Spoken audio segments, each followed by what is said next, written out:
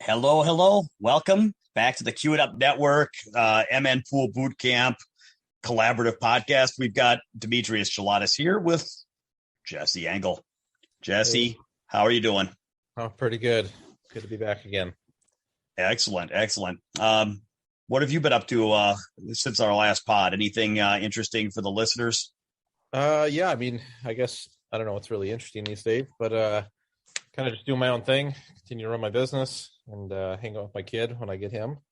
And then doing a lot of remodeling on the house too. Been staying pretty busy with that. But aside from that, man, just trying to stay out of the cold. Not a huge fan of that, so kind of go into isolation this time of year. So, Ooh, all right, all right. what about you? Well, I just had a fun trip to South Dakota. It was not a tournament. I actually well, there's a young gentleman out there who's been playing some pretty darn good pool, and he and his father actually came and took one of my 3 day boot camps during the summertime, and it went really well. And anyway, I talked to his father, and I wanted to do some continued training with his son, but it's really hard. It's the hardest part was his dad can't bring his son to me very easily because to do that too often. Anyways, logistically challenging, and I can't have his son come out by himself because he's a minor, and it's not really what I want to do 3 days. So I'm like, what if I came to you? So anyway, it worked out to where I was able to go out to South Dakota and train with his son for a few extra days, and it was a heck of a fun trip, man. And I'll tell you what, he hits them good, man. He strikes the balls really well, and I wanted to talk to you about this. Like, he's 13. He can't beat me. He might take a set off me here and there, but like he's not top level yet. But I'll tell you, Jesse, he strikes the balls like a top level player. And this is the thing that I find interesting is like there's a certain thing when you watch different players shoot where I think that I pocket the balls as well as he does just because of my experience and how long I've played. But when I watch how he shoots, there's something really crisp where between how he sights the ball and how he steps into the shot and how he delivers his stroke, I don't really know where this focus comes from, but it seems like when I shoot, it's like the focus is just a little blurry somewhere where it's like I make my balls because there's a margin of error and you can hit the pocket slightly different spots and the ball still goes in. And it's like and I'm shooting to a pretty tight beam, but I felt like this kid was shooting to like a laser point and he was just hitting the balls. Just there's a exceptional level of cleanness that I see like with like the top Europeans, the Polish champs and the top European champions, where they just have that super crisp strike. And this kid has it, man. And I'm just like, it's amazing to watch him play. And I look forward, he wants to be on the Mosconi Cup in the future. And anyway, I'm excited that we have a young generation of some really strong talent. But what's that about, man? How come some players how come it looks different for some players than others? And what is that? Yeah, sure. So I think there's there's a little bit that plays into it with your age and kind of like what your narrative is with the game at the time. So I remember you telling me a little bit about this young guy, but I don't even know the kid's name. I mean, you just gave me a little background on him a little bit. So my guess would be this: you kind of find something that you're good at when you're young, and when you hop in a pool, like similar to maybe hopping into golf, you kind of have this a little bit of a delusional sense of like what's capable. You don't really know. You haven't like really scratched the surface yet, but all you know is that you're kind of on this climb of learning this new skill. That's going up at a pretty rapid race. And then what I would say is kids don't really have any fear for the most part in that sense. And I remember he sure didn't. He sure didn't. He was totally fearless. Yeah. Yeah, and I'm not saying this is made to be easy because of maybe the overall lack of competition around those age ranges, but typically around those ages, like there's only so many people who play pretty good. So I mean, there's probably, let's say, 10 people in the States that can probably play around that kid's speed at his age. So that's like, and most of those kids you're not competing with on a daily basis, right? So you're kind of just in this mindset that you're sort of the next big thing in a sense, even though you get what I'm getting at here. So then what happens is as you get older, other things come into your life, whether it be, going on to school or taking on jobs or relationships, whatever, whatever that is for you personally. And then your mind isn't 100% focused on like, delivering this ball into the hole, however you have to get it there. And I just think that happens like a little bit subconsciously over time. And then you sort of have this little ounce of fear creep in. And then before you know it, you're kind of like a little bit tense in a way, even if you have very good fundamentals. And then it's really hard to like climb back from that. But of course, you have the one-off players who just sort of run that all the way to the top. I mean, that's how guys like, Phil are just kind of skyrocketing. It seems like nobody can beat the guy, right? Well, but to your point, they kind of I like to think about it as like a hill that gets increasingly steep, to where the people that make it to the top oftentimes charge up and they just use their momentum to keep going without ever breaking stride. And I was talking about this before, where it's a lot of the players that get to the top seem like they just burst up in a hurry because of that. Whereas players that like get to a certain level and stop and then edge and climb slowly to the next level, and then edge and climb slowly to the next level, it's very, very hard. Like if you look at guys like Chris Melling or John Mora or Josh Roberts or Billy Thorpe, it's really, really hard to get to a level and stop and then edge all the way up to 820 Fargo rate. It's really, really hard. Most people that are 810, 820 seem like they just got there in one big swoop before they had a chance to lose that momentum, Yeah. And I guess I would use the concept or the analogy, like if you were climbing this hill and you started with like hundreds of people, and then by the time you hit like Fargo rate, like 700, let's just pretend that in a vacuum here, that your next opponent is another person that's like basically undefeated like you are, and then like one of those people has to win and kind of climb up the next step. Well, the people who kind of just I'm not saying it's like complete luck or variance, because whatever, I mean, people play good and they get there, but when you don't really have to deal with getting knocked down in that sense, you it's like impossible to actually doubt yourself, because you've like all the results have been in your favor. So then even when people start bringing up probably very logical points, like, well, you did miss these 3 balls, like you missed the bank, it went off the side point and kind of like shit out and got safe. Like that is something that could have happened, but you can't even like see that, because you tell the story yourself after a while that you just believe that you're basically invincible, right? And it just seems like everything is going your way. I mean, you can watch it when Shane was dominating, how many great players had like chances to beat him in sets, and it just seemed like no matter what happened, they just found a way to like screw it up, hook themselves, and like Shane just kind of shot his way out of it. And even in like nowadays, I would say if he had to do those same sets against, Jason Shaw, Josh Filler, these guys over and over, he's going to go into that, in my opinion, similar to how he goes into the Mosconi Cup, which is like, he might like, show a little bit of confidence on the exterior, but deep down, now he's seen the downside of it.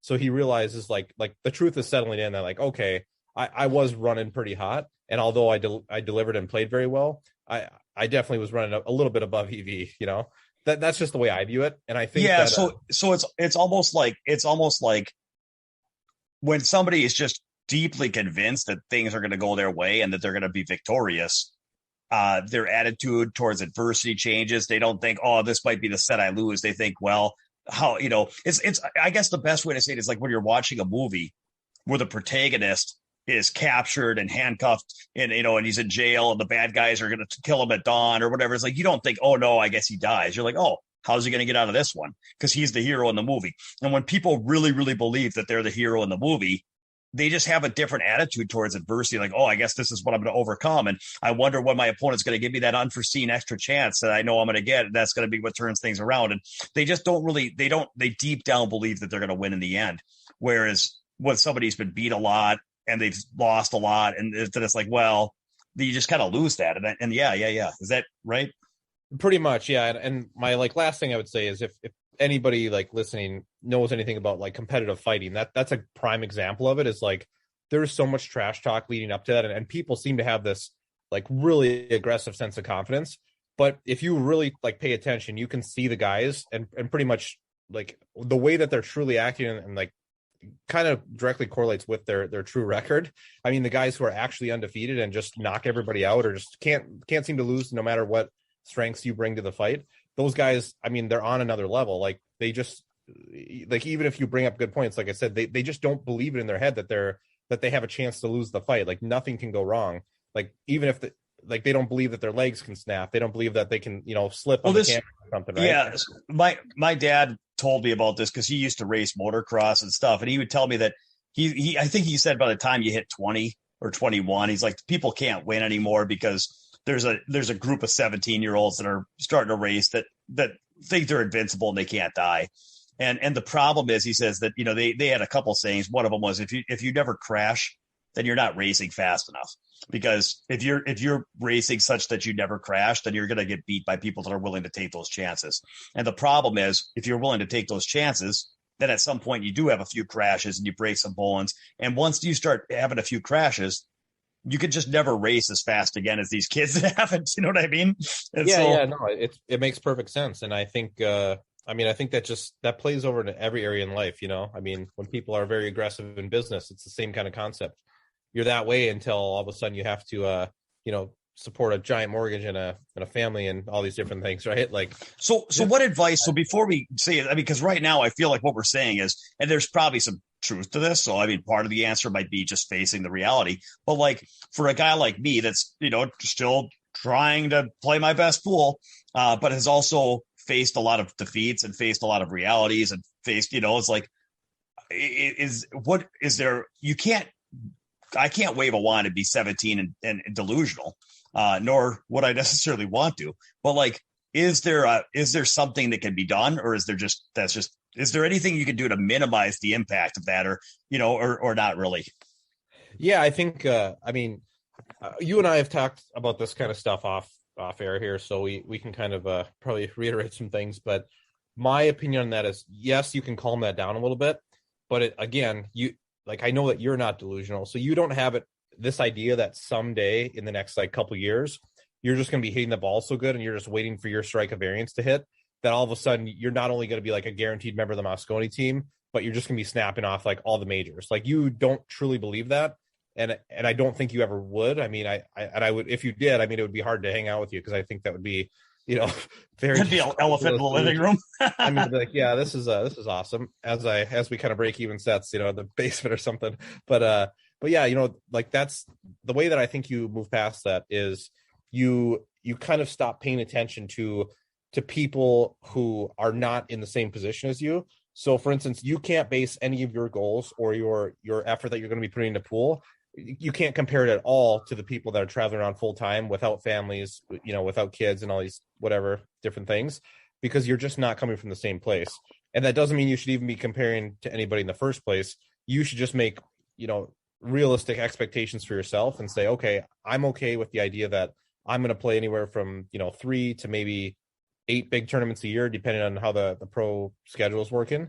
And you just know that you're going to devote X amount of time to practice, and every time you go, you're going to give it like your full energy and not really be distracted by the outside things.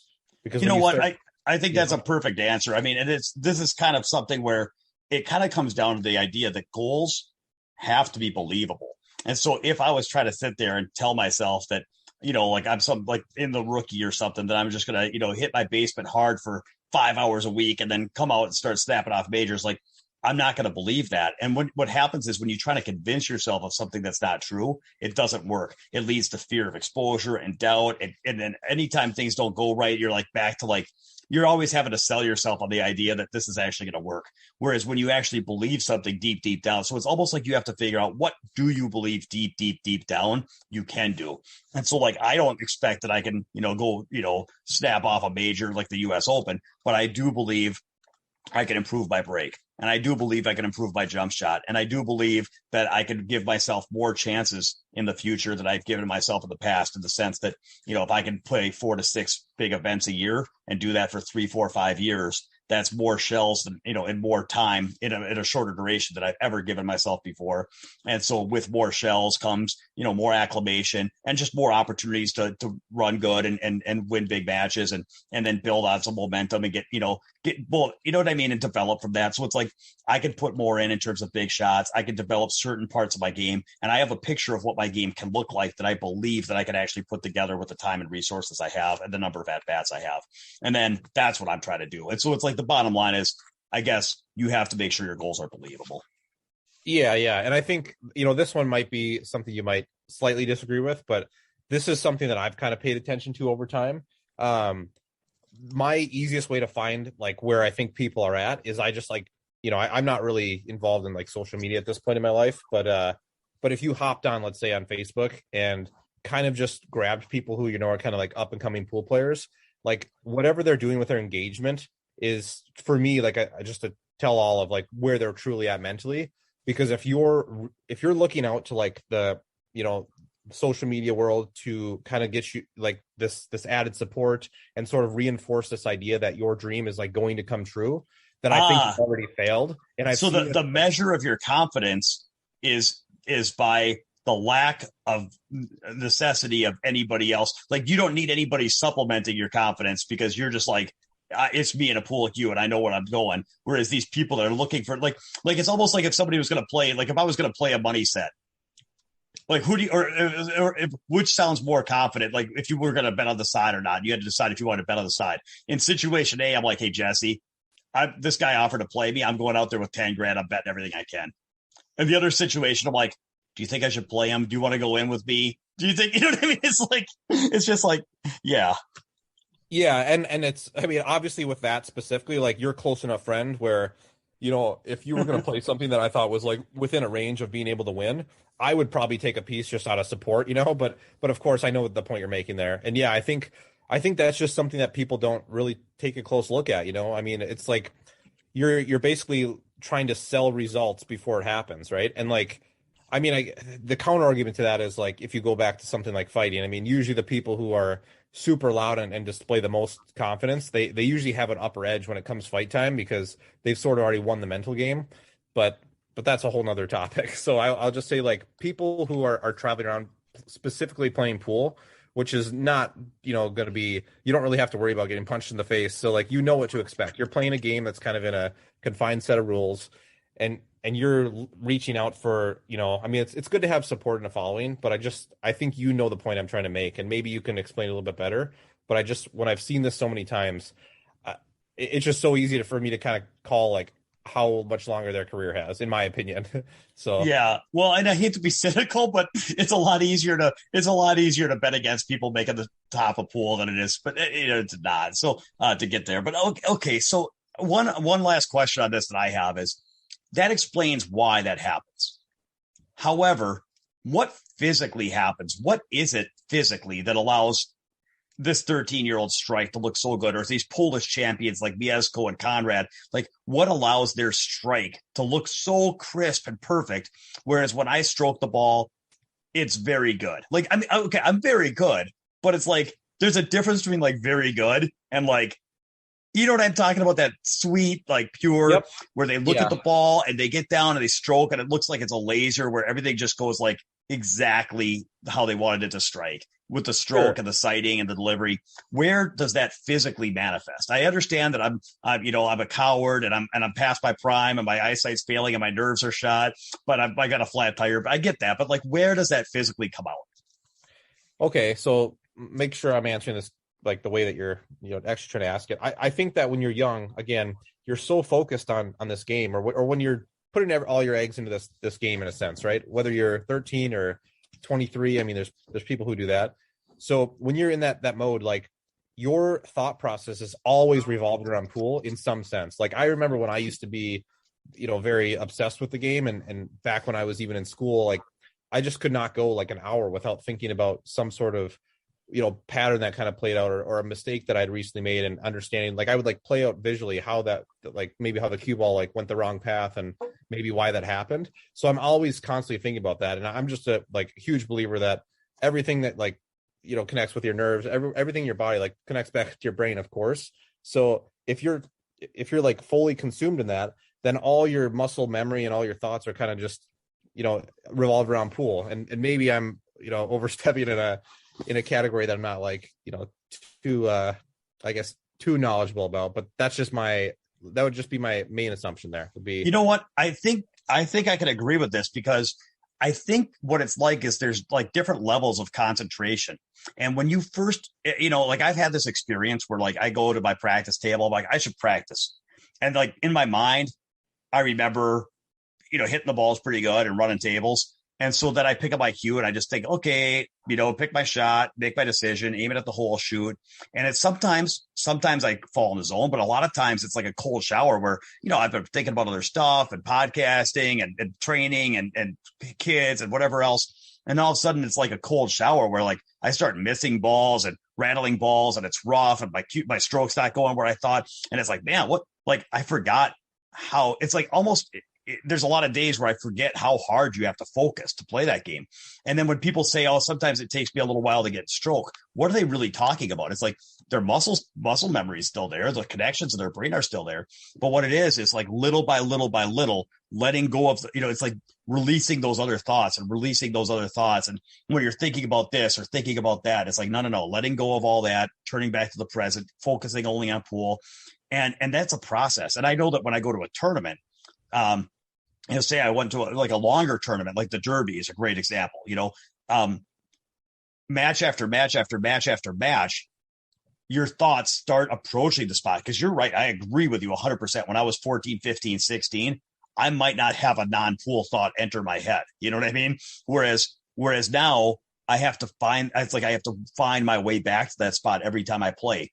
And when you've been playing in a week-long event, match after match, sometimes you could find your way back there where for a while, I love my children more than anything, but there are days that go by where I might not even really, for that, as I'm deep in a tournament, like it's not that I forget that I'm a dad or I forget that I love my kids, but it's like, my attention is so absorbed in what I'm doing that I approach that single-mindedness that you're looking for. And that when I'm under pressure and when I've been playing in a session that's longer and longer, all of a sudden it's like my pupils dilate and I start seeing the edge of the ball. And then all of a sudden, maybe my stroke does start hitting that pure spot where I'm hitting exactly the way I want to. So maybe you're right. Maybe it's not something physical with my stance or my stroke that's not as crisp as these top players. Maybe it's just that you've got to, your pupils have to dilate, and that takes such a deep level of concentration where I have to find it. Whereas these full-time players, that's just where they stay. Yeah, that's pretty much exactly. Well, that's good to know though, because then it's like, if I'm ever stroking and the balls aren't going as crisply as I want, instead of thinking, oh, what am I doing? Maybe it's my grip or something. I can think, okay, that's feedback. Focus, I need to focus more. I need to just release my thoughts and I need to get more interested and more absorbed into what I'm doing. And I'm not saying that you could suddenly manhandle it and just force a perfect level of focus, but at least I'm not going down the wrong paths. You know what I mean? Sometimes not going down the wrong path, like by trying to find physical diagnosis, sometimes that's as valuable as, at least then you're not making it worse, right? Oh yeah. Yeah. So this is like, this is a good point of, like how pool doesn't really have, as we know, a very, very structured schedule. I mean, maybe once you get up to the very, like the top, whatever, it's 20 players, and you do have a lot of options in other countries and what have you, right? Then you can probably argue you could stay busy enough between that, hitting up some local tournaments. I'm sure there's like a lot of players that'll play you some sets that are trying to get good, where you can stay busy enough for that. But I know this, like between you and I, we're very similar in this sense where we both have a capability that we could almost like literally forget about everything else in the world and just completely focus on one thing for a while. Like you've said, how you'll be in a tournament and sometimes you don't, it's not that you forget that you're a dad, but it's not like every 30 minutes you're like, oh, I wonder how my daughter's doing, or I wonder how this is going, because you're too focused on one thing.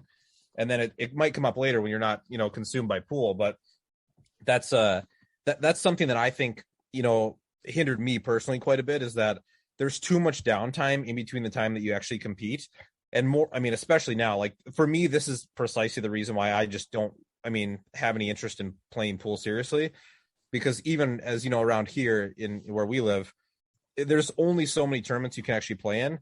And nowadays it's like the handicap are just going up and up to the point where it's not really enticing to even want to go play. And that's fine. That's just the nature of like how the pool community works. But for me, that's just, it's not enough for me to like even be able to like want to concentrate and get to that, like that Zen level when you play, So I might try to do it once or twice a year at a specific tournament. But other than that, it's like, it's just too hard for me to want to like convince myself that I can get to that deep level, Yeah, it's an interesting one.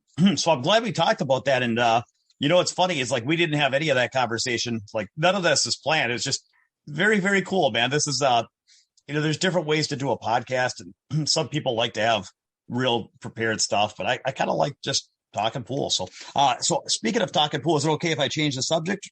Yeah, that's fine. I think we've kind of beat that horse enough. So Okay. Well then, because that one went a little longer than I planned, but I'm not going to cut any of that. I want to do a quick plug for my boot camp. So for first time listeners, I run a 3-day pool boot camp. You can get more information at www.mnpoolbootcamp.com. The MN stands for Minnesota. It's Minnesota Pool Boot Camp. So www.mnpoolbootcamp.com. Come travel to Minnesota, stay with me for 3 days, and I'll change your, I won't just change your game, I'll change your trajectory. And I just wanted to talk about one idea that's been on my mind today. Because I also went out and did some cross training and some collaboration with Dr. Dave. A couple weeks ago, I was actually in Denver to do some stuff with Dr. Dave. That was pretty fun. And so more on that in the future. There's some other things about our time together that I thought would be interesting to talk about. But we made a few videos together that he's posted on his channel. So if you don't already follow Dr. Dave, check out Dr. Dave on YouTube. And you'll see we've done a couple collaborations, and one of them had to do with I just wanted to give a little mini lesson. So as my instead of just plugging my boot camp, I wanted to talk a little bit about some of what I train on. And it was really hard for me I'm just going to have to pick a very, very simple idea, because if I went into any more depth, it just gets to be too long, but for a little plug. So today I want to introduce a concept to people I call the target and the gun. And so another way to frame this topic would be a little mini lesson would be, don't play position to a point. So I've seen this a lot when people are trying to get better at playing position and try to get better at their cue ball, is they've come up and they say, I'm going to try to play position to a point. And I've seen people do things like when they put their tip on the table on every shot, like, I'm going to try to get there. Now I'm going to try to get there. Now I'm going to try to get there. Or they'll some people tell me, I'm going to put a coin on the table. Then I try to get to the coin. Now, if you want to practice your cue ball and you want to set up a certain shot and put a coin on the table and then see how close you can come to that coin, that's totally fine, because that's practice. But when you actually compete, you can't play to a point. And the reason you can't play to a point is because you can't hit a point. That's too small of a target. And so if you set up a positional shot where if you play such that you have to stop on a dime for your run to work, you will probably fail because you will not stop on a dime. So the way that I try to teach my intermediate advanced players, both can learn a lot here, is that there are two things. There's a target and a gun. So when you call out a pattern, say you're playing 8-ball and you say, I'm going to shoot the 7, then the 5, then the 1, and then the 8. Well, when you say you're going to shoot the 7 and get on the 5-ball, you've actually created a target on the table that you need to hit for your run to continue. And then when you shoot the 5 to get on whatever the 1-ball, it's the same story. You need to be able to, you've created another target where you need to play the 5 and get to that 1-ball zone. And so that's fine. Okay, so those are targets. Those are not points. Those are zones. A lot of times they're cone shaped. They get wider as you get further from the object ball. There's things you can do to increase likelihood of hitting that target, like playing with the line of that zone, or using rails as brakes, or playing for the wider part of the zone, it's accepting a little distance. There's but anyway, there's a zone. But the other thing is that there's the gun that you use. So that's the target you have to hit. But then you're also using a gun to hit that target, and that gun is the cue ball maneuver that you're using. So, for example, a stop shot is a cue ball maneuver. A follow shot where you're going to make the ball straight in and follow forward, that's a cue ball maneuver. There's a stun shot. It's a cue ball maneuver. You have all kinds of different ways. You can multiple rail shots with spin, different types of cue ball maneuvers. And the where a lot of players struggle with their patterns, and this goes all the way up to any high levels of players, they don't understand the difference between good guns and bad guns. So there's no real scale that measures the quality of your gun. Now with pocketing, people know the difference between an easy shot and a hard shot. You know that if a ball's hanging in the corner, that's an easy shot. And you know that if the ball's in the middle of the table and you're shooting from the end rail, that's a hard shot. And we have a pretty good feel of what's hard and easy because the pockets are visible and they're very clear. And we also have a measure of how we can talk about difficulty of shot making. And we can talk about make percentage. What do you think your make percentage on that hanger is? Oh, 99.5. Okay, what do you think your make percentage is on that ball in the middle of the table? Man, I'm probably 50-50. Okay, so we've got make percentage as your measure of how hard a shot is. But we don't really have a measure of how hard a positional maneuver is. And so I'm trying to introduce a new idea into pool, which is that there is a measure of how good a cue ball maneuver is. And that measure is your scatter. So set up that positional maneuver and shoot it 10 times. How big of and mark where you stopped each time. How big of a circle do those, say I use spots. I have like a tin of extra pool spots, like the spots you put for the, where the break spot is.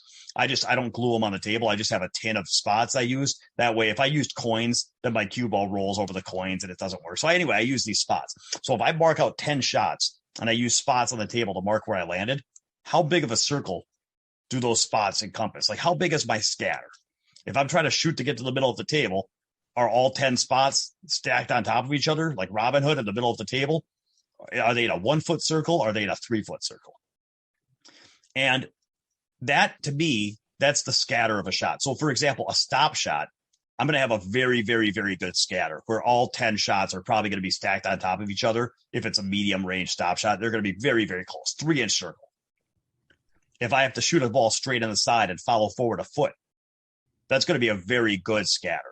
They're not going to be stacked on top of each other, but they're going to be within like a 5-inch circle. If I have to cut a ball thin and send my cue ball multiple rails to the middle of the table, like end rail to end rail back to the middle of the table on a thin cut, my scatter is going to be much bigger. It might be a 4-foot circle or a 3-foot circle. And so that's a cool idea is, okay, so how that tells you how good your gun is. How good is that cue ball maneuver? And what I would say, so now we've got a new concept of how to measure cue ball maneuvers, and we're looking at our targets that we're mapping out because we're not shooting for a spot. And I guess that's so that where do runs break down is that if you're using an accurate gun to a big target, you will hit that target.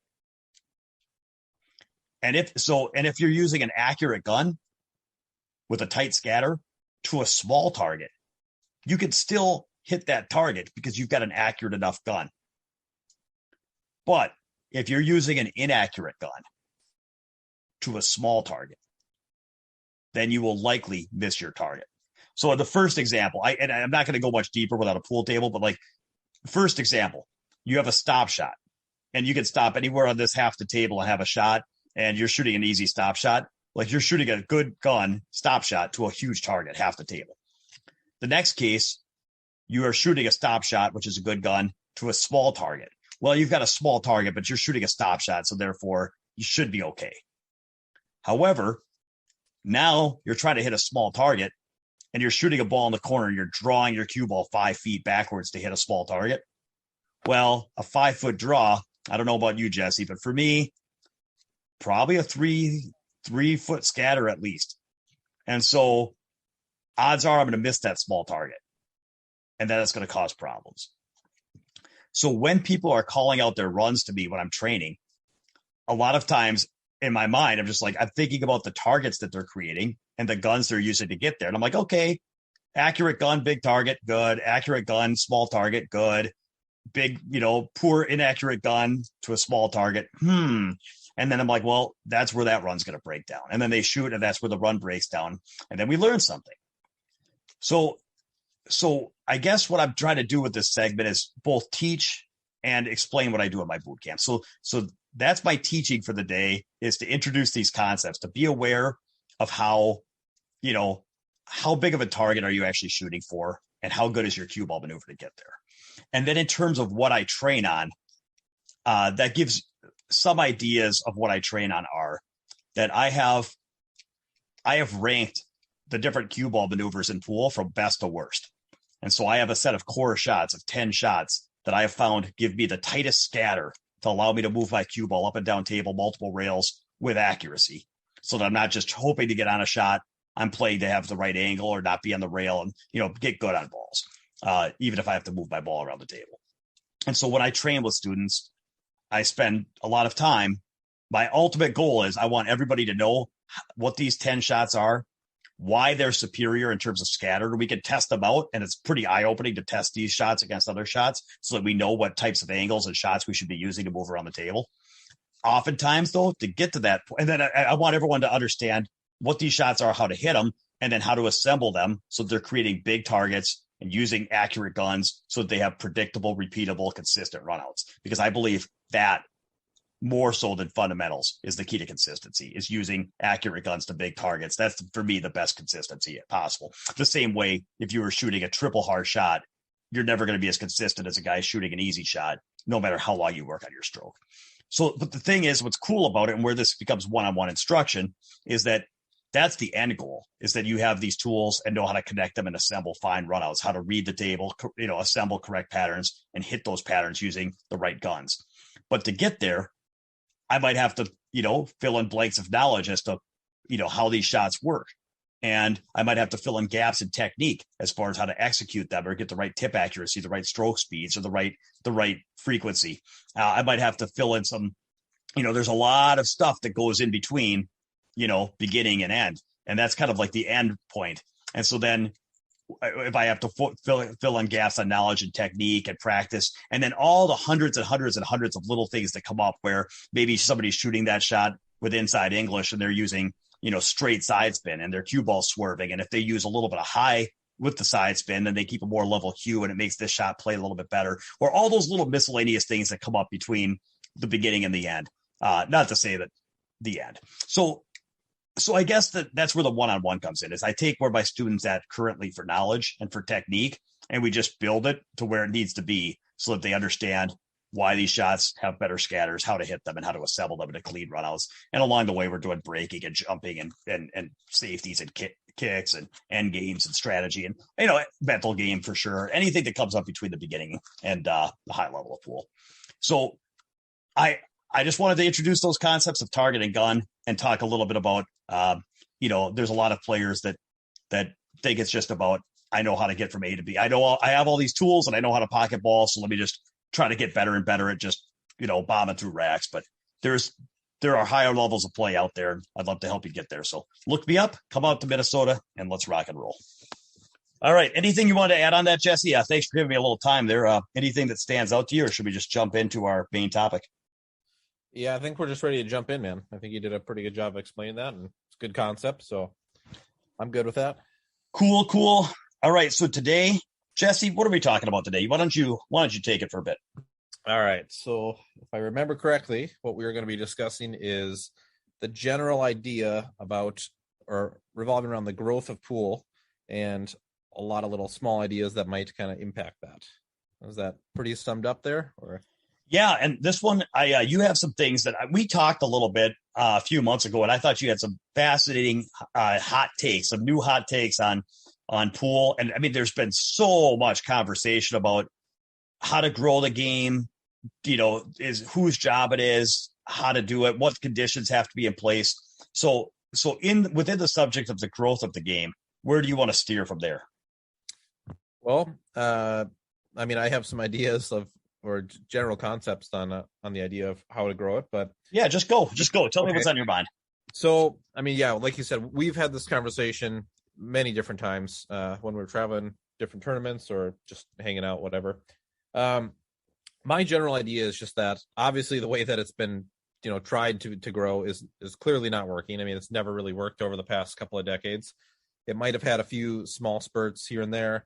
I know right now things are, could be looked at as pretty decent considering that, like how Matchroom's running some events and with the Predator Tour. But my personal opinion is, while those are really great for players who are traveling around trying to make a living, to have something to do and, pocket some extra money, I just don't believe that that's ever going to lead to a sustainable growth in the game. And unless somehow, we get, or we as like the pool community, I guess, would get this giant influx of money that's just like impossible to run through in the next 20 to 30 years. So let me ask you about this, because I have heard, a lot of people are very excited about Matchroom, and I like their events. I've played, I enjoy the events, and I enjoy the entertainment of watching. I'm glad that the top players have a place. But as far as, I guess there's a question is, how does Matchroom help the average player? You could say it provides entertainment to them, but in terms of like, if you're a league player and you play, locally in your local pool community, how does Matchroom help you? Because 99.999% of pool players are not, top 20 in the world where they're going to directly benefit.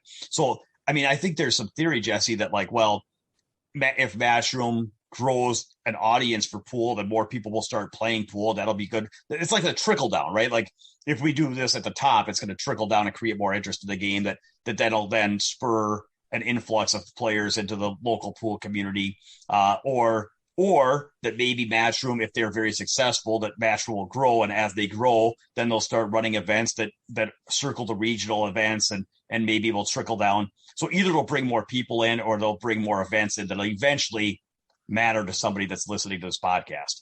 I'm not convinced that'll happen. Honestly, like I know a lot of people hope that that'll happen. It's just such a long road to get from there to there. That, what do you think? I mean, do you think that that's likely or unlikely? Extremely unlikely. Okay. So my opinion on it is this. While I do think, like I said, I think they're running a lot of great things. I think that Predator Tour is pretty cool in its own way as well. But the idea that if you build it, they will come type of thing over a long term, it just doesn't work in that current setup. So the landscape, the way that I see it in pool, is that you have, a small percentage of players who travel around squeaking out a living, or maybe some of them are, partially part-time players trying to make it to the big stage, if you will. And then you're always going to have that percentage of people who are kind of like what's known as like the diehards in the game, that are endlessly going to support it. They'll be the guys that'll fly out to every Moscone Cup, at least that's in the States. They'll go and support the pro or semi-pro tournaments that are in their area.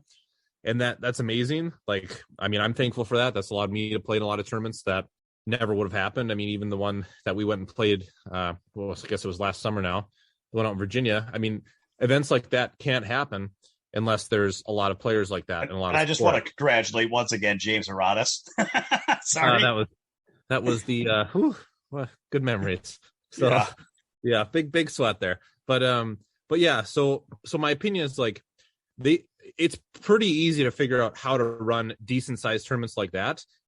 It's finding a pool room that can support it, or an area that can support it, that has a big enough pool demographic where there's going to be enough, like, I mean, I don't mean to say this in a bad way, but there has to be enough dead money, like supporting money to pay for those events to happen. Like, if you really want to break it down to the stats, there's a small percentage of people who are just positive EV in those tournaments, and those are the top players, and they will come and they will take more money out of that event than they will have put in on an average basis there.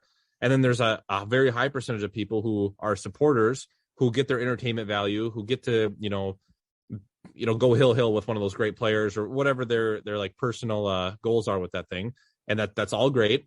I'm just a firm believer that if you are truly trying to do something for the growth of the game, you have to have like a real idea of how to reverse engineer your end goal, and what you're doing, what you're promoting, is that really in line with getting to that end goal? And I know this is easy for me to say because I say this behind a laptop without really putting in any effort to growing the game. So I'm not trying to say I'm coming from a place of like whatever you want to call it, right? There's a lot of great things like with the Mike Zuglin tour, right? That's the one that runs Turning Stone, isn't it? Yes, sir. I'm trying to think what it is, but like he runs a great thing out there. It's the Jaws tour, yeah. Okay, yeah. Thanks for the reminder there. So, like, he's done a great job, in my opinion. I mean, say what you want about like how his tournaments are ran, or I don't really know. I've only played in the Turning Stone a few times, but I think that's an amazing thing. Like he runs like weekend tournaments for the average level players, and some of like the up and coming professionals I know have kind of went and had their years of sort of dominating on that tour. And then he also runs these pretty decent money at it at a big casino, and those have been very consistent. So in my opinion, he's done what he needs to do, and he's brought a great thing to pool. Like that's a huge staple in American pool, and the way that I see it. So and to also add to that, it's a huge staple because it's not a US Open where even guys who play around our level, like, we're both in the mid of 700s of the Fargo rating. I mean, guys like you and I can go to that type of tournament and we can be competitive. There's enough like where we can beat most of the people there on a, whatever our true percentage is there, but we're not signing up to fly across the country to play the best 18 players in the world every single time. And that is what creates growth. Because so let me slow down here, because you're covering a lot of ground, and there's just a couple things that I want to slow down on so people can keep up with you, and including myself. So The first thing is when you talk about EV, just for everybody, so that's expected value. So when he's talking about players that are positive EV, he means on average they're going to be profitable at a certain event. And with pool, so one of the things that has to happen for pool growth is that there has to be some money somewhere to be won by players so that players will show up. And so that's always a question of where does the money come from? And so because Jesse made a statement, I just wanted to come back to this, is you mentioned that there has to be dead money. And so dead money means players that can't win money, or players that are negative expected value, meaning if they play that tournament 10 times, maybe they cash once or twice, maybe they break even once, maybe they win a little bit once, but the other 8 times they bust out. And overall, they're losing money every time they play. That would be, and players that just can't really win at that tournament that they're playing. So that would be dead money. And so why he said that there has to be dead money is because for the pool to grow is that, well, the money's got to come from somewhere. Now, I've mentioned this before. So my thought is that there's always 3 places that money can come from for pool. It could come from the dead money, players that don't have a chance, that are willing to come out of pocket to challenge themselves, or to get better. It could come from sponsors, corporate sponsors that are, contributing to the event, or it could come from viewers, whether it's online pay-per-view or whether it's in-person ticket sales, or both. And so the interesting part about that model too is that 2 of those things depend on an audience.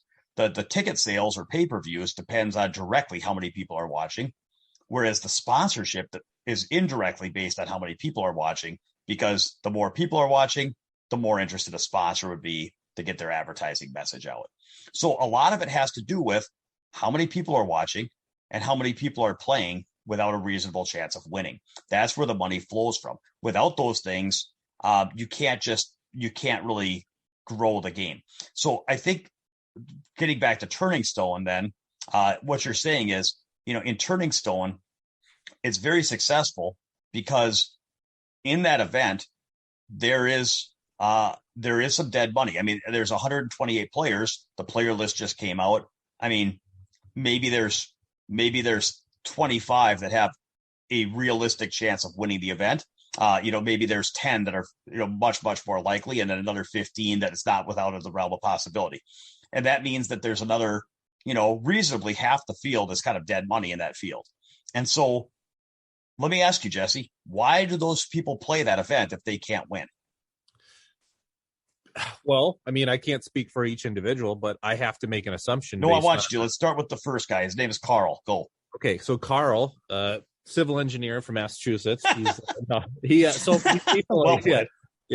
these guys, they're passionate about the game, right? Like I said, this is what I referred to as like the diehards. They love the game. They love being around players, and let's be honest. I mean, we all have this in us to a certain extent in our life where we want to go be around people who are kind of like the popular or high achievers in our like our hobby area, right?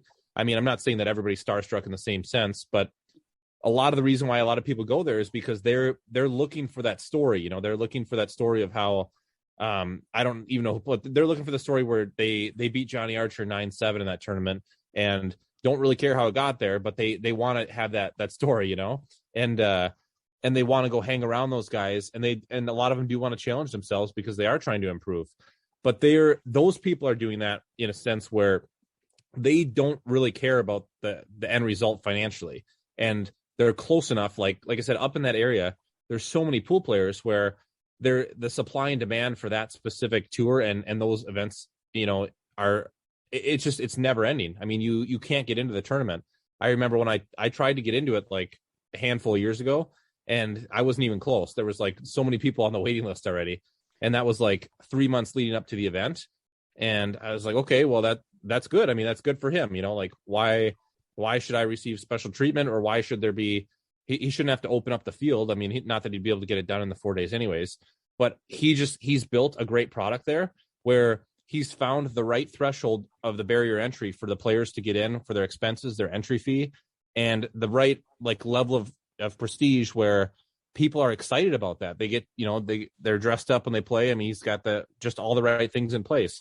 I'm not saying that everything about that tournament is maybe perfect because I haven't been there in, like I said, probably 7, 8, 9 years, but the point is that he's built a great product that has consistent success and as far as I know, a pretty endless waiting list. Like he's never not had a full field there, unless I'm way off, but I'm pretty certain that that's how it's been for the past decade at least.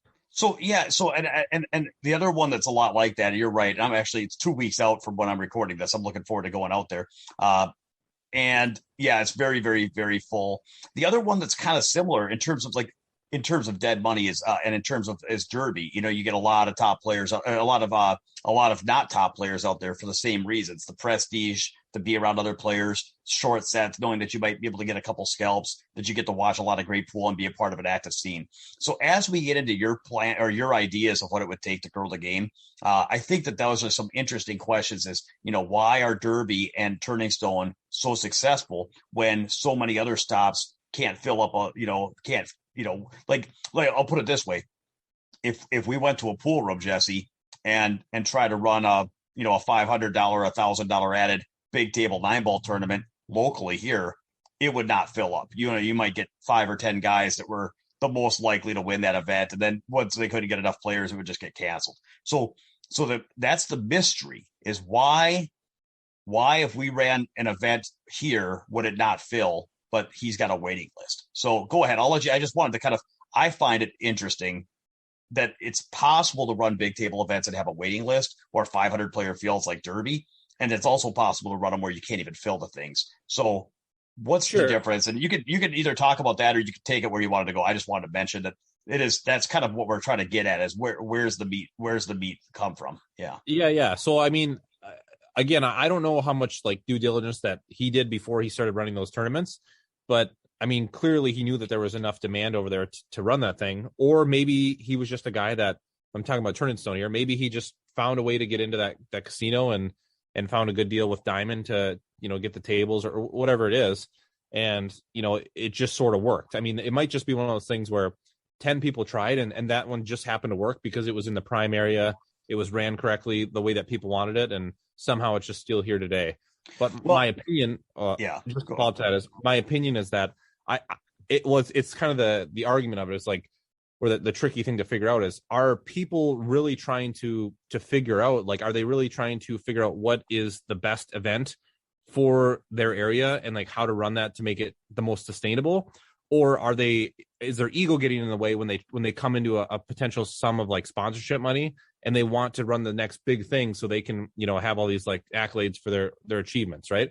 And that's just where I see a lot of things that happen in pool. I mean, let me jump in because Josh, I'm gonna tell you the Josh Burble theory, and this is twice the Josh Burble theory. So for a moment of silence, Josh, we miss you. We'll talk Josh into getting on a podcast again sometime. But anyway, so a couple things. First of all, he talks about when you're in business for self, that there's a certain amount of time in which your repeat and referral business starts going up as you just get brand name recognition and just enough people know about you.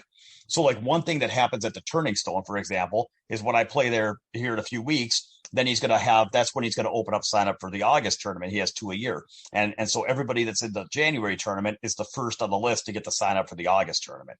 And so he's probably going to fill the majority of the August tournament just off of retention, right? You know what I mean? Repeat customers. And so that's the first part, is when you've been established for a while, it's easy to fill up future events because then you've got a client base, if you will.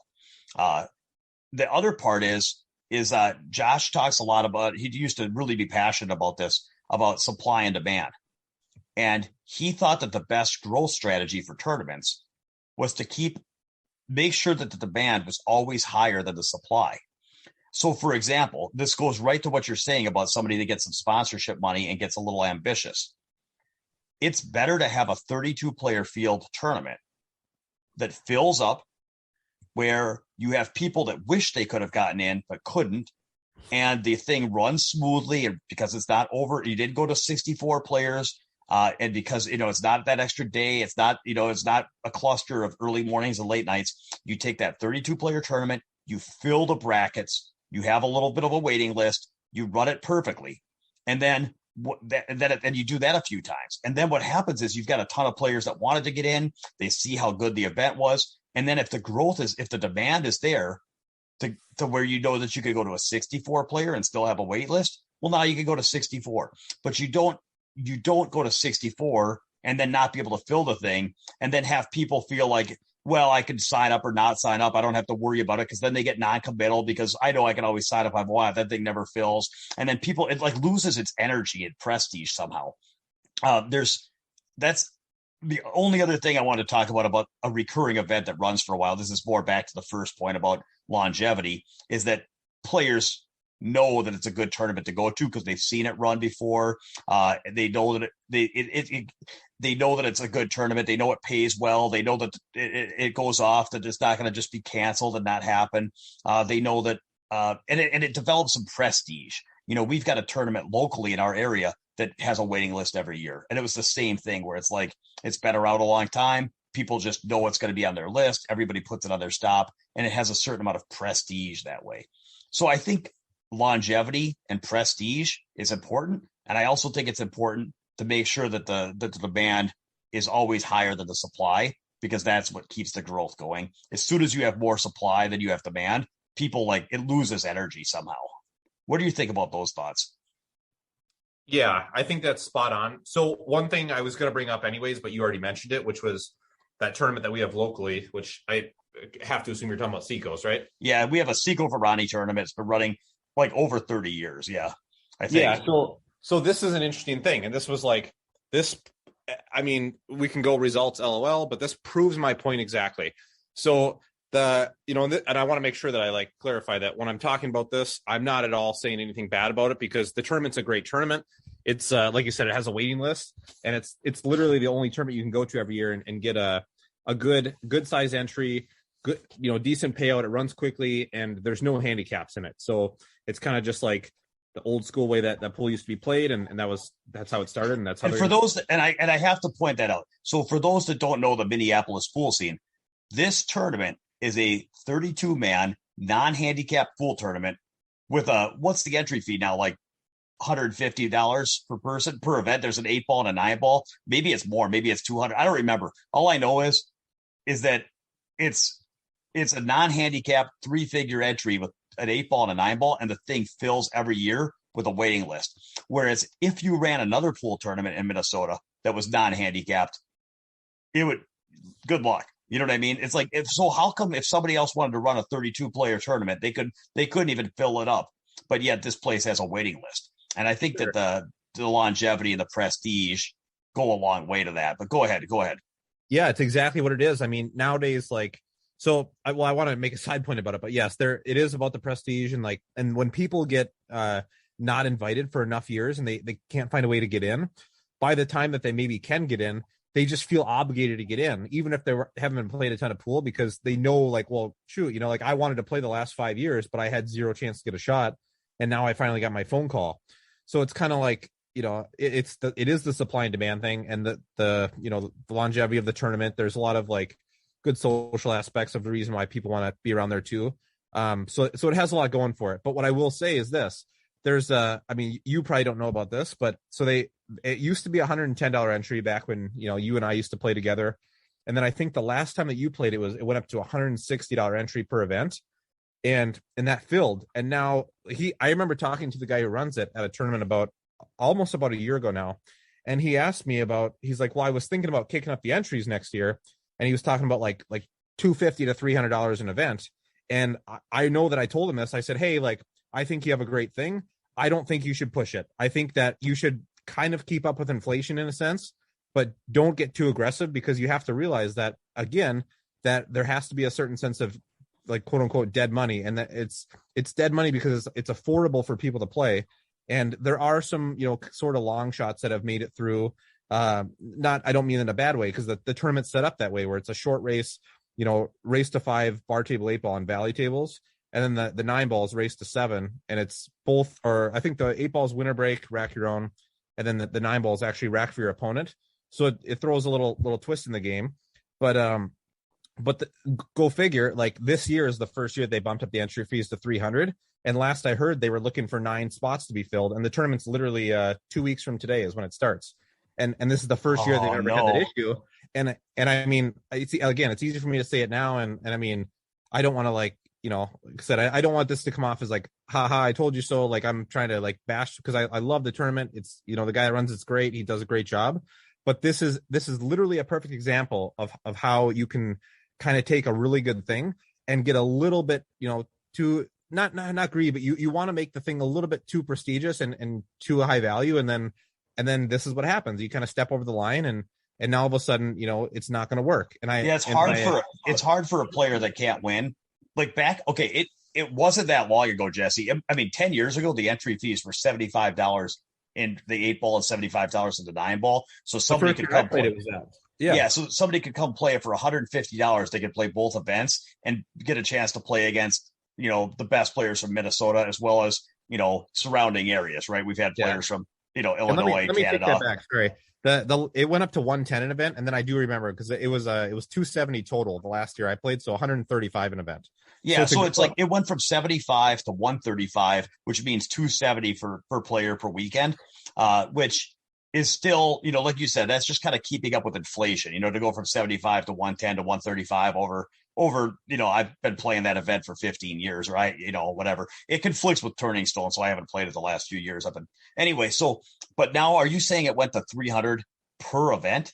Exactly. It's 300. So now it's going to cost the player $600 to go play that, which it used to be 150. And then even last time it was 270. It over doubled is what you're saying. Yeah. And I mean, in theory, it's a cool thing, because you've had this endless wait list, but I guess I don't want to speak for the person that runs it or whoever was all in decided, in raising this to 300, but I have to assume it's because you get to put, like, that there's going to be a $20,000 total purse on the flyer, and that looks amazing. But again, like, you really have to do your due diligence. And I mean, I think before you would do that, I think the way to maybe handle that would have been to reach out to all the players specifically to say, hey, like, these are the reasons why I would like to bump up the entry. Like, just be honest. I won't tell anybody you said yes or no, but would you be comfortable peeling off $600 in entry fees once a year for this tournament?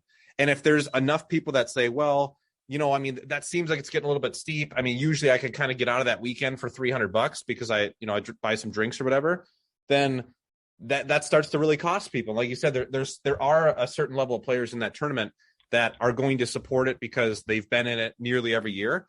And then, but there does come a point where people got to say, well, now if next year, if the entry fees were $1,000 per event, well, how much are you willing to say that I support this event? Like, you can't start losing a chunk of your income that's, like, really going to hurt your life over a 2-day period, especially around the time where, you're just getting done with the holidays, where you presumably have to spend a ton of money on gifts and whatever have you, So so just to be a little political, I know we both know the person that runs this, and I don't, like you said, I don't know the decisions, all the reasoning, but I hope it does fill. It's a great event. I'm sure there's other reasons. There's probably some things that, for all we know, is like he might have had pre-commitments and then players backed out, or for all we know, it's going to fill up and be the best event ever, and he pulled it off. So I hope I hope it's a smashing success. And I just want to make it clear. I don't pretend to know what's going on I'm not here to judge. So, but let's zooming out from that event. How can we take the principles of that Derby and Turning Stone? What type of extrapolation, general principles can you take from that? Well, yeah, you can, again, let me just kind of tail that, because I want to say the same thing, which is that, again, I'm not going to try to pretend like I know the exact reasons on why. I know that it's a ton of work to run those events, and I know he probably has to put in a ton of money himself to kind of organize all that when you consider all of his time and everything. So I'm by no means bashing it at all. I think it's great if it works out and you can get a full field this year. I mean, that's awesome, But I think that this is it just directly correlates with how the growth of pool would have to happen, which is you have to start at a small level where your confidence level is extremely high, that you can create a recurring event with a waiting list. Kind of like you said going to Josh with the supply and demand. Yes, that's a great thing. And I remember when he ran those big table tournaments, which I didn't know if you were planning on mentioning that or not, but he had that same concept. And the idea is that in my opinion, is that although it's great because it's big table pool, there's such a small player pool to begin with of players that could have played in that it makes it super tricky to fill, even with the supply and demand concept. Had that been a bar table 8-ball tournament with let's just throw it a hypothetical here, like something that I think would be good, which is you run a bar table 8-ball tournament that is it's going to be 32 players, and to get down to the final 8, it's just going to be a race to 1. Okay. But before you do the draw, we're going to have a Calcutta, and the entry fee is just going to be $50 a piece. Okay. So literally race to 1, you're going to leg for the break, and then that's it. Once you get down to the final 8, now we'll switch it and we'll just go race to 3, winner break, or something that's also kind of high variance in a sense. That tournament, to me, I think provides enough excitement and enough, where the underdogs can get paid off on their long shots when they come through a little bit. That's something that might create some buzz and kind of have a recurring chance of success. Okay, so hang on, hold on, because you brought up like 3 things here. I'm like I said, now's the part where I'm trying to catch up again, and I know that a lot of people just heard race to 1 and knee jerked here. So let me just slow down. I'm going to let you keep going. I'm right where you were, but there's a couple things that one big thing that you kind of hinted at that I was kind of thinking about was you have to start small. Limit supply so that there's demand is always pushing the growth, and gradually as you build longevity, grow. And where I think a lot of people go wrong is a lot of people try to do the opposite, which is they try to hit a grand slam and they try to go big. They try to do something so big that everybody in the pool world wants to be part of it, and that it's the biggest, best thing ever done. And we saw that with whether it's the IPT or with bonus ball or with anything that we could talk about. It seems like people just try to get really, really, really big, really fast. And as opposed to starting small, building longevity, building demand, and then gradually as the demand just gets, super heavy, just gradually expand to more events, gradually inflate the entry fees to where we're not losing the field. So that was the one thing I think is a really important idea. And now as an example of that, and of course, making sure the market's there. That's the other thing.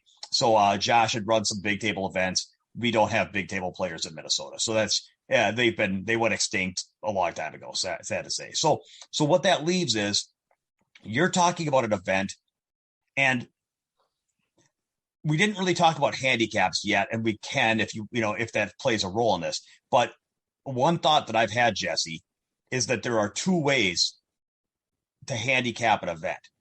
You can use handicaps, or you can change the format, because the handicap, the goal, well, it depends on what the goal of a handicap. If the goal of a handicap was to make everybody exactly even money on every set, well, then there's only one fair way to do that. And that's to let everybody just hit balls around for fun and raffle off prize money. But assuming that the goal of a handicap is to decrease the dominance of the top players and to decrease the skill edge from the top players. Well, you can decrease the skill edge. So like if, for example, if I played a lower level player in a tournament, if it was big table 9-ball race to 11, maybe I win, 100% of the matches against a lower level player. But if we played big table 9-ball race to 5, maybe I win 90%. But if I play bar table 8-ball race to 5, maybe I win 80%. And then if I play that same player bar table 8-ball race to 1, maybe I win 60%. And all of a sudden they've got a 40% chance of beating me. So what for people that haven't really thought about this, you instead of actually going to handicaps and saying we're going to give people games on the wire and money balls and all this stuff, you can actually achieve what a lot of handicap tournaments look to achieve, which is let the lower level players have chances. But you can achieve it without handicaps by going to high variance formats. So when Jesse says high variance, that just means that it's very unpredictable. There's a lot of it's very unpredictable.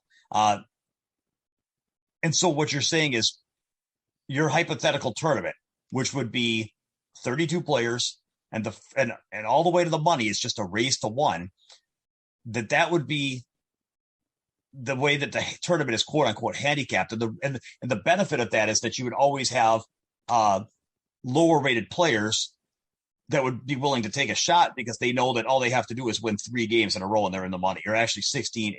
They only have to win 2 games to get in the money. So then there's high variance and it's exciting and it's pressure and they have a chance to beat 2 good players in a row and be in the money and things like that. I just wanted to make sure that everybody was keeping up on the concepts of why you might propose something like that. Yeah, that's precisely the reason. I mean, and I feel like I'm super qualified to say this because aside from maybe a couple other players that are probably relatively in the same range of skill on like bar table 8-ball, like I'm usually a heavy favorite in most of the tournaments that I play in that are close enough to an even race, even the weekly tournaments that are like a race to 3 and 4, like you would be surprised when you're actually dedicated to playing and not there to socialize and have fun, how often you can run through those fields when those are pretty small races themselves. But unless you run into like the other top or player or maybe somebody that's capable of breaking and running 3 racks, then it's very, very difficult for somebody to beat you. You have to play a pretty poor set. So for me, like, I just think that people who would hear the idea of playing a race to 1 and kind of like balk at it and say that that's ridiculous, what I would jump to right away is I would say, well, if you can be self-aware, my guess is the reason why you don't like that is because what you really want to hear is you want the format of the tournament to be designed in a way where you can be in my position. You can be in the position where you're a heavy favorite against all the players that are lower than you, and also can be in a spot where players like me now have been handicapped so much where you have a good chance to beat me when you do eventually draw me, or other players that are, like, let's say just above 700 Fargo are right around that rate, So I just don't think that that's going to, it's good. Like I'll say there is good things from it. I mean, you look at like the MPA pool stuff that creates consistent events at pool rooms and that sort of thing. There's obviously other business reasons why that's important, because longer races, handicapped, you get 100 to 130 people in a pool room for 12 hours. That's great business for the pool rooms. That's awesome. Like that, there's a place for that. And that's why those are not going away. But I'm just saying that there's other things you can do. And what we're talking about is the growth of pool and trying to bridge the gap from, that level of play to players who are just kind of like ball bangers trying to get good and maybe get like to what we have for the rating systems here up to like a B or maybe an A player, to what happens when you want to get serious. And is there like any reason to want to be a AA and a master? And then like, where do you go from there aside from just saving up your money for 3 months and then heading out to one pro tournament and just saying, that was a great experience. That's the part that I'm talking about. So okay. I find this interesting because we have talked about this before, and I actually don't remember. I remember talking about high variance, and there are a lot of benefits to high variance. Is that it works? See, handicaps work for lower level players, but the better players don't like them. Which we could argue about the pros and cons of those. And like you said, there are no pros. Ha ha ha. Okay.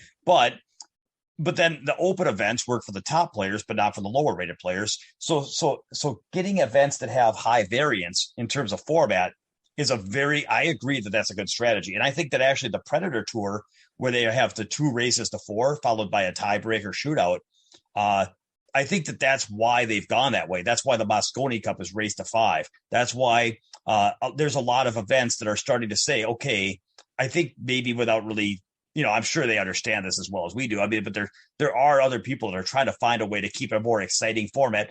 And that excitement is not just good for the players and for the lower rated players.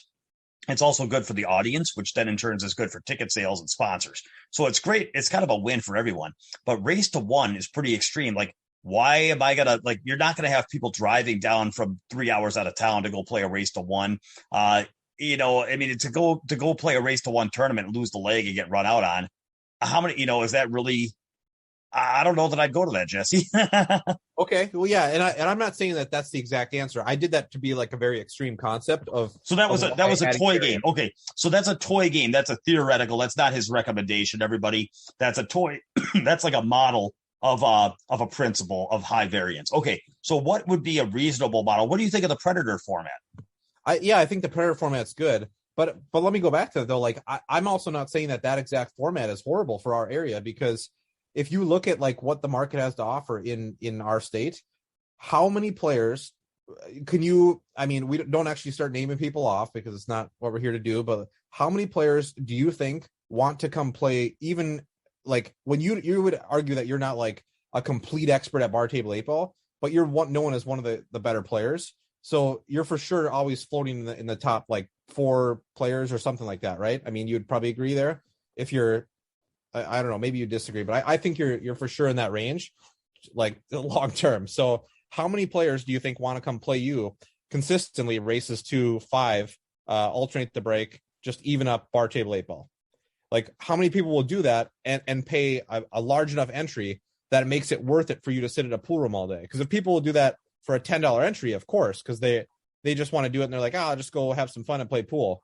But then you don't get involved in that because it's a waste of your time.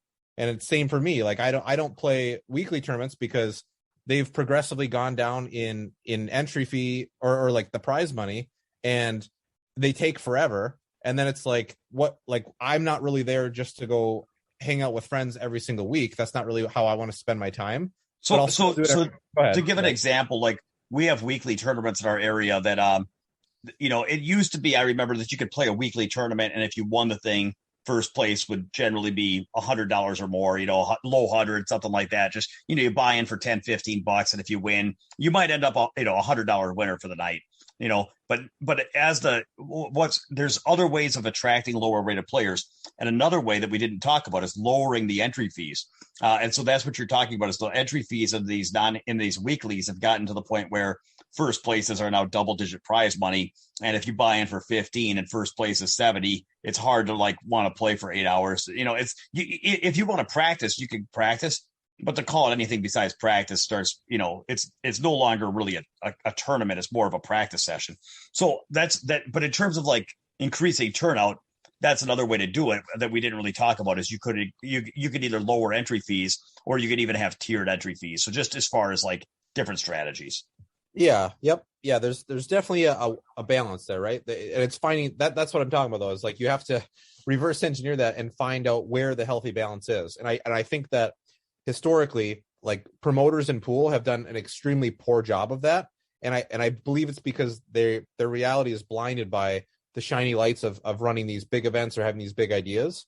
And again, I know this probably sounds semi-negative, so I'm not trying to say that there's no promoters that have done it right, because a lot of people have ran successful tours. They've kind of found what works in their market, in their area, and it's a success, and that's great. But if you want to grow a pool, you have to continue to do that. More people have to do that. And then you have to, but for that, people have to want to help pool and want to put in that effort. So I'm not saying it's an easy fix. I just think when it comes down to it, it's a pretty logical concept of how to start bridging gaps. And I don't think it's either impossible, or people are just not thinking that way and not really willing to give that a try. So, and one thing that was kind of nagging on me too is, we were just talking about Seco Varani's and how they had the waiting list for 30 years and, how prestigious it is. So that is race to 5, no handicap, and the 8-ball. And so people would come and play me and you for that, and whoever else signs up. And so why, but I think I already kind of see the answer to that. It's why? I mean, the model, you could sit there and say, well, that model worked, so why don't they just do more of it? But it's the same thing as, in a way, if the Seco event went to twice a year, it would be the same thing as if they doubled the entry, which is Now, is the second one as prestigious, or can people afford to go to both? And if they have too many of them, it's just the you increase the demand, or you increase the supply too much, and now there's not enough demand to sustain. So like, at what point, it's kind of the same question. At what point do they raise their entry to where it doesn't fill? How many tournaments like that can they run in Minnesota? If they just run one a year and all the Minnesota players want to be a part of it because it's the place to be, versus if they try to build it into a tour, it would be, I mean, I don't know that they're going to be able to create enough demand in Minnesota for that many open players, for that much dead money to want to go to, 4 or 5, 6 events a year like that. So do you think that we have the demand to build an open tour, or do you think that it's already kind of been proven that the only reason it works is because it's a one-off? Yeah, that's what I think. It's just a one-off thing. I don't think it can work at this point, because you would be hopping into a market to directly compete with something that already gives players an easier option, an easier barrier of entry. Why would somebody come and play you and I and the other handful of top players in even races to 6 or 7, when they can literally choose a tournament that they can go play in their handicap tier for the same entry, get a better chance to win? It's it has a good track record. They have a lot of other perks that come along with playing with those. I mean, a lot of those tournaments are at casinos on the weekends. I mean, no, not a lot, but there's a handful a year that kind of are sort of fun get-togethers there, where they get to have their team events and their singles, and that's what those are designed to do. They're designed to be entertaining. They're designed to like bring in enough people so it's a good business move for the pool rooms, for the casinos, for the promoter, and it's just like they've just found a good product there. Like that's great. And Seiko's works because it's been around forever. And like I said, there is that sense of supply and demand. I mean, there's so much buzz around that tournament that people feel like they're missing out by not being able to play in it.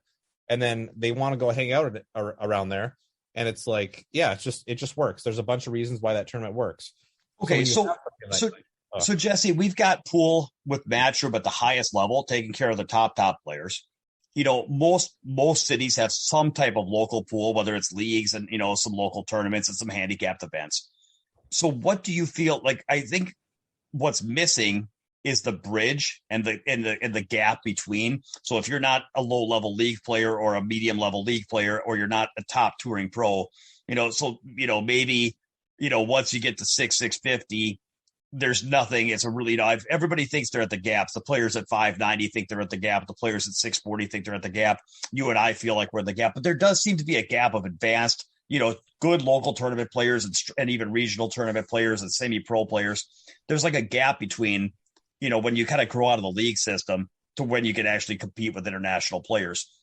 And is that where you feel that pool growth needs to occur? Is just kind of in that void? Yeah, of course. I mean, so then to grow that, it seems like you need like something like there's local pool and there's international pool. It seems like what's missing is regional. Isn't that kind of where you feel like it's missing, is like the regional or national scene? Yeah, but I would say specifically organized regional/national. I mean, you look at so the league systems, right? Like APA, look what they've done, right? They've built a giant league, and that thing has no prayer of running out of business. They continue to grow as far as I think. I mean, I guess I haven't checked the numbers, but they have like specific, stipulations in place where once you get too high of a rating, then you have to be kicked off a team, and then you have to find new members. And it's like, it's got a built-in guaranteed expansion, clause to it. Basically, you've got to sign up 2 players, and then they got to sign up 2 players. Otherwise, yeah. It's like a big Ponzi. No, I'm just kidding. yeah. But so on the regional level, it's like, where do you go from being the dominant regional player? Like, and I know I've been there, to then where all of a sudden to go to that next level, or like to experience that, you have to shell out like $15,000 in travel expenses to go play, 7-8 events in a year, and then see what happens. Well, like only 1 out of 10 guys like me that go to do that are going to have probably a reasonable year where they you see the guys that have done it, right? Like, I mean, Skyler came out pretty good, and obviously he's a top player in the States now, but like, there's other guys that are like around the 750 to upwards of like 775 Fargo rate that are, in my opinion, in that gray area where they're going to be dominant if they play regional tournaments with only 1 or 2 other professionals. but then like they can't quite break through that next area to just, be dominant and just be able to kind of leave behind the tier behind. So it kind of creates this like imbalance where then the next step down is just like a bunch of dominant professionals who make it not worth, players traveling and spending $600-700 to go a couple states over to play in a tournament because there's not enough demand. I mean, you see what I'm saying? It's kind of a trickle down thing. So in order to build that up, in my opinion, it would be, again, my extreme example of the race to one, probably not great, but I think you have to figure out where the most amount of players are that are just above, let's say, Fargo rate 650 to like 720, right? Like that, there is a lot of players in that range. And how do you most efficiently organize that across the country where it'll pool the money and make it to where, the percentage of those players go on to like, whatever, it's quarterly events that slowly get built up. Not somebody trying to create this brand new pro tour that's too fast. It doesn't give people time to like catch on and things, pick up. There's just a missing level there. And I understand that's not super, it's not super like, I guess, enticing to the big promoters because they don't really need that, right? They can do what they need to do. Like Matchroom does Moscone Cup, they do World Cup of Pool and the bigger events because they already know those are going to be a success. Like why dabble into something that they don't really need to, right? Yeah. So I don't know, maybe I'm making sense, maybe I'm not, but I just think that's, and maybe people are trying to do it. Maybe people have, put in their effort and they just can't figure out the formula, but that's kind of my idea of it. So what about the the NBL? Okay, they just ran an event, and I know Nate is a big fan, and so our podcast is, I mean, you know what I'm talking about? Okay, so I'm going to tell people where I stand. I did not participate. So the NBL is the National Billiards League, and here's this actually why I haven't participated in that is a great reason that talks about the power of longevity. I already kind of knew which tournaments I was going to play this year. Like I know that I'm playing, Turning Stone and Derby, and then I'm hoping to get to the Super Billiard Expo Pro event, and then after that, I'm going to kind of see what comes up. I'm bummed I can't get to any of the Predator ones, which stinks. But I can only fire so many shells. I got to teach. But so when the NBL stuff came out, I was just like, I don't know, man. I don't know how those are going to go. I don't know who's going to participate. I don't know. It's kind of like, it hasn't been established in my mind as one of the tournaments. I've only got a few shells I can fire. So that was not on my hit list. And so if that thing starts going year after year after year, and all of a sudden it's like, man, that thing's awesome. Why am I not at that? Like, that's when, that's where you got to get it to. You got to get it to like, why am I not there? And when it's the first year, it's hard for me to feel, why am I not there?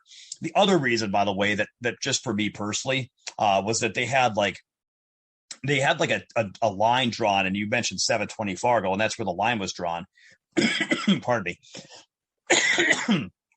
Anybody above the 720 mark was in the pro, and you had to like pay like, it's like $1,000. Anybody below that could like play like an amateur qualifier. There was I forget what it is because I wasn't really participating, so I didn't pay super, super close attention.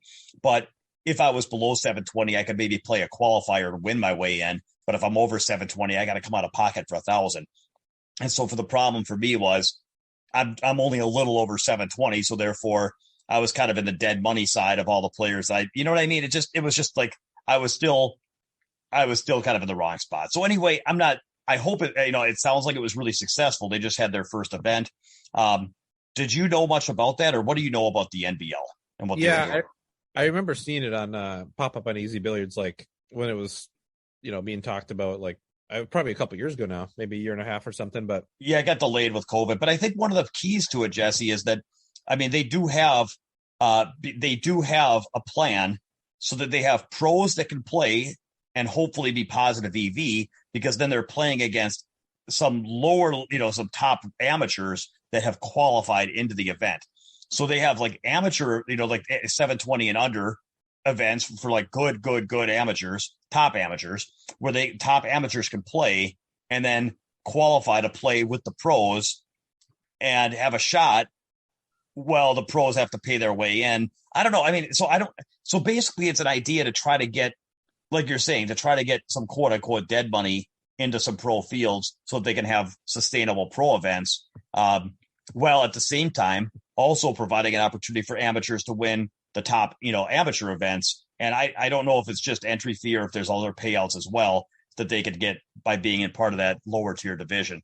But they could win the qualifier. So they have an opportunity to compete and win and then earn their way up as well, Yeah, yep. And I would say I remembered seeing that same thing when I saw the cutoff of like who could and who couldn't qualify in.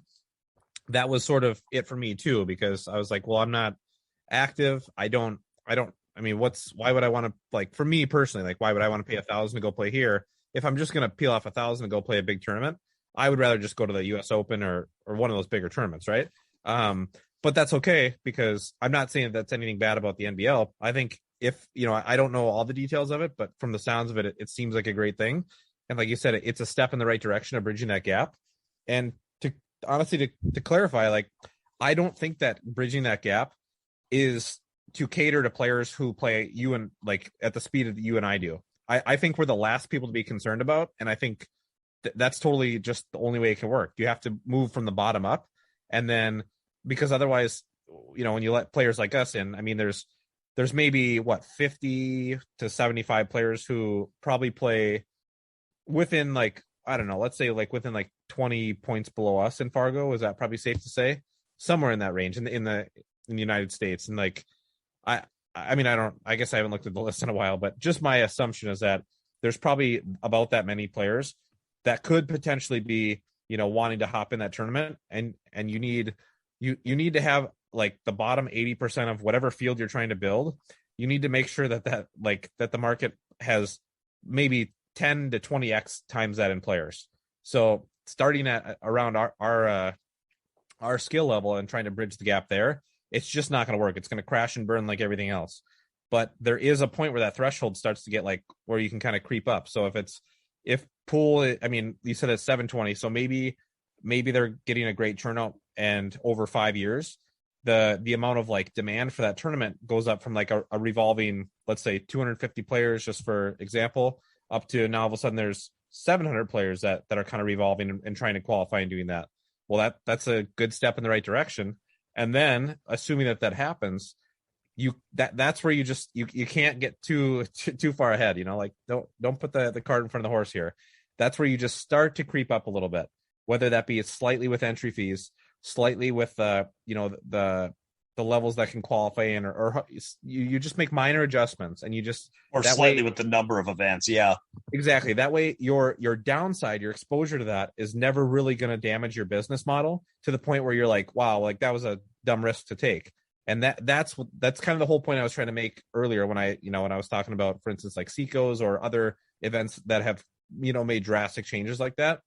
It's just not a huge, it's just not smart in my opinion. Like the US Open, right? Like, just one more example is the US Open. I remember there's a huge difference from when you and I first were out there the first year we played. I think that was back in 2010. I think that was the first time I played it. And that tournament, if that were run the same exact way today, in my opinion, would be like still, pretty good, because there has been a lot more people that come in to play pool, and keeping that entry fee low enough and cheap enough to where, or like the travel expense is cheap enough to stay around there. There was a lot of demand for that. There was always getting close to like over 200 players. That's crazy. 200 players are willing to put in $500 in a race to 11 tournament. It's for prestige, right? And then they change it to $128 and $1,000 entry. Well, now you have 50% of the field that's like guys that are coming from all the different European countries that are quote unquote maybe the next big thing. How long is it before 40% of those guys just get knocked off the radar because they realize they can't quite cut it? Well, now what? Now you've ruined 80%. You've kicked out the 80% that was supporting your business, and now you have to start from scratch again. So that's just my thing on pool, man. Okay, so I want to go back to the NBL for a couple of reasons.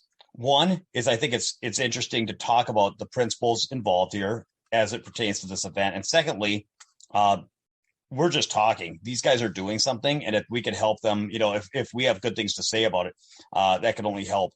And so what they did is, I have it here in front of me.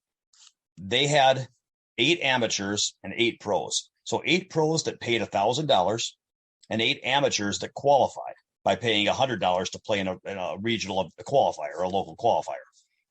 So then they end up with 16 players, and they had $25,000 in prize money. Now, obviously, $25,000 is more than $16,000 entries. So I don't know all the ins and outs if they had sponsorship for money added, or what I'm assuming. So 25,000. So it paid 10,000 for first, 7,000 for second. And then the cool part is it paid through fifth place. It paid 1,000 for fifth and sixth. So what that means is that the top third of the field cash, because they have 16 players, normally you would pay out top 4, but they're actually paying out top 6. Okay. The way they did it. So right away, you've got 8 amateurs and 8 pros. So the benefit to being a pro is that you're playing in a $10,000 first event with top 5, top 6 spots play, top third of the field pays. You win your money back if you take top 6, top third of the field, and then you have a chance to win 10 grand or 7 grand for second. So it's like you got a chance to get paid. You're only playing against 7 other pros plus 8 amateurs, short, small field, good money up on top. So that's the benefit to signing up for a pro. The benefit of signing up for an amateur is you get to qualify for $100. You win a qualifier, and all of a sudden, all you've got to do is win a couple matches, and you have a chance of beating a couple top players and literally making thousands of dollars.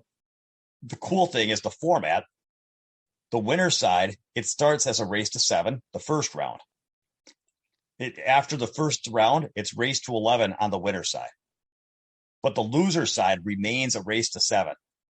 So, if you're an amateur, you might draw an amateur first round, be in the final 8, maybe you lose to a pro, and then all you got to do is win a race to 7 on the B side. You're already won $1,000, and you get a chance to make a run and playing races to 7. So it's like, what do you think? I think based on what we've talked about, you've got a format to where you've kind of got a tiered entry in the sense that the lower rated players can win a qualifier. You've got a format where it goes to race to 7, which is reasonably high variance compared to the alternatives.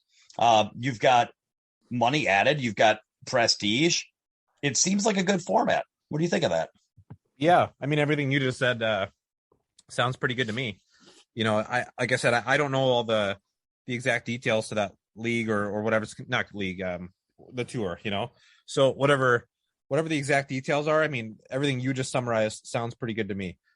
I mean, I don't know what parts of that are working better than others, but if they're able to put together a tournament like that, then they can't be doing too much wrong, right? No, it's really cool. So that's one that I'll keep on my radar because it's definitely has a lot of the things we said. It's starting reasonably sized. It's not shooting for anything ridiculously out of scale. They did fill the thing up, so they didn't have a problem. They didn't have a problem with, making the supply too big for the demand. And hopefully, as these things start happening more and more, I'd love it if it got to the point where I started getting mad, like, man, what do I got to do to get into that thing? So we'll see. Hopefully it continues to be a great event. And so, but I think when it comes to if we had to start like recapping what we've talked about, I would say that it's a lot of like, what are the do's and don'ts? And I think the don'ts are you don't want to crush the dead money by killing their chances of participating or making it too financially painful for them to participate. So you want reasonable entry fees and reasonable races to where they have chances. You don't want to kill the top players or the prestige by, so anyway, we talked about some of the do's and don'ts. And then we talked about like kind of where you'd aim at as far as what the demand is. And I think this hits a lot of them. What else did you have on your mind? Was there anything else you wanted to kind of go into or? I mean, as far as that topic goes, I think I pretty much covered everything. You could explain things a different way, but the main concept, like you said, is essentially just finding out what you have to work with in your market, whatever your end goal is, and what gives you the highest percentage of success to keep the most amount of people interested in coming back. And then if you do that instead of worried about your end goal, then something good will come out of it. You might not have 3 events a year adding 50K, but you also might have 5 events a year where it's 10,000 for first, kind of like these, and there's people that are like lick your face happy to come back, pay $100 and be like, wow, I want that story. I watched that guy because I think I saw, didn't John Morrow win that? You know what? I'm not going to even confirm because I've got it.